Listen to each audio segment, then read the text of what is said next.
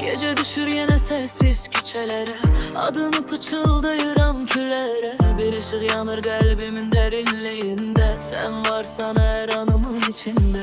Adımlar aparır beni hayallara, ümitler çevrilir şirin sabahlara. Bir gülüşün yeter değişsin dünya, seninle renklenir bütün arzular. Gel benimle kal, uzağa gitme.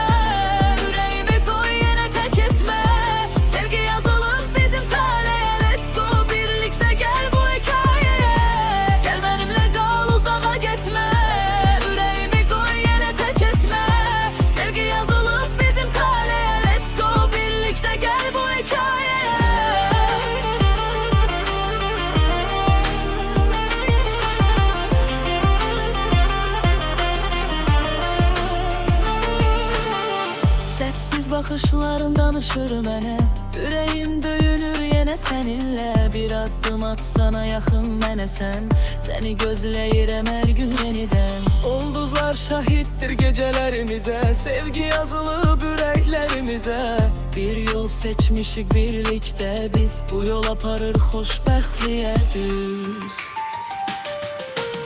Yağışlar yağanda seni düşünürəm, sensiz bu dünyada sessiz görünürəm. Bir ad var kalbimin her yerinde, sen yazılmışsan ömrümün içinde. Gel benimle kal, uzağa gitme. Yüreğimi koy yine tek etme. Sevgi yazılıp bizim tarihe, let's go birlikte gel bu hikayeye. Gel benimle kal, uzağa gitme.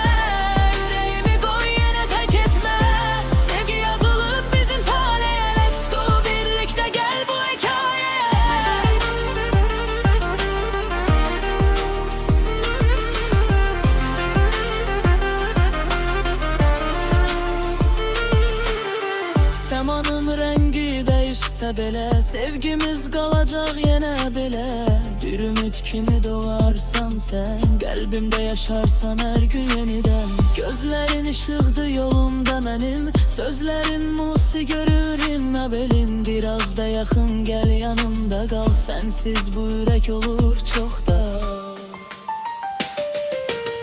Seninle yazdım en güzel sayfa, sevgi çevrildi bizim tasvire. Birlikte adımladık yavaş yavaş, bu sevgi kalacak bizde yoldaş. Belki yollar ayırar bir gün bizi, ama unutmaram hiç vaxt seni. Let's go deyip yine kalkarıq biz, sevgimiz kalacak hemşe diri.